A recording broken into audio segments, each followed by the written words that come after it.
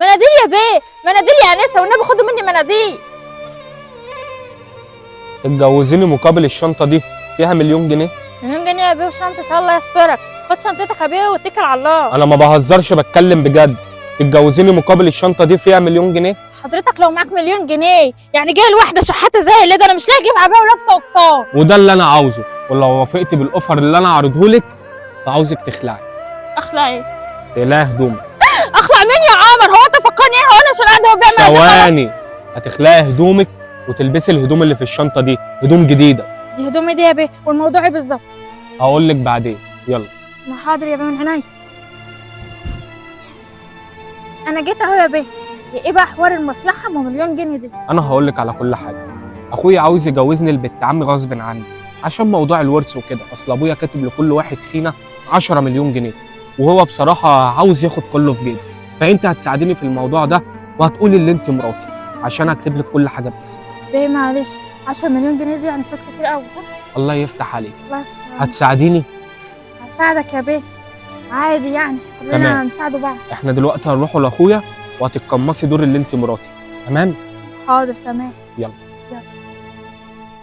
مجدي اخويا. فادي. عامل ايه؟ مين دي؟ احب اعرفك، نور مراتي. نعم، دي مراتك؟ مالها دي يا عمر؟ ما تشبهش ولا ايه؟ ما تعدل كلامك يا اسطى. خلاص يا نور، اهدي انت بس دلوقتي. ما عرفت تشايف تنقي كلامه. اخويا. امال اللي احنا اتفقنا عليه ايه؟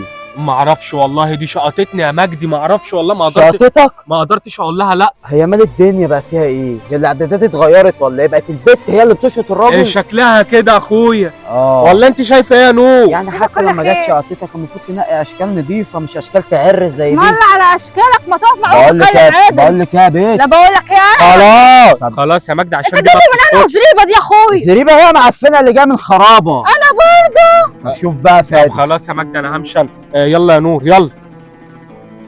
ده كده عملنا اللي انا قلت لك عليه بالظبط. عاوزك تظبطي نفسك بقى للموضوع التاني. ها انا هروح انا واجي لك على طول. من عينيا، انا مستنيه اهو. صراحه الموضوع ده مش داخل دماغي. واعطيكي كام يا بت عشان تعملي معاك الحوار ده؟ يا بت دي اخويا، ده جوز اخويا، واعطيني حاجه. خلاص هديكي 3 مليون جنيه.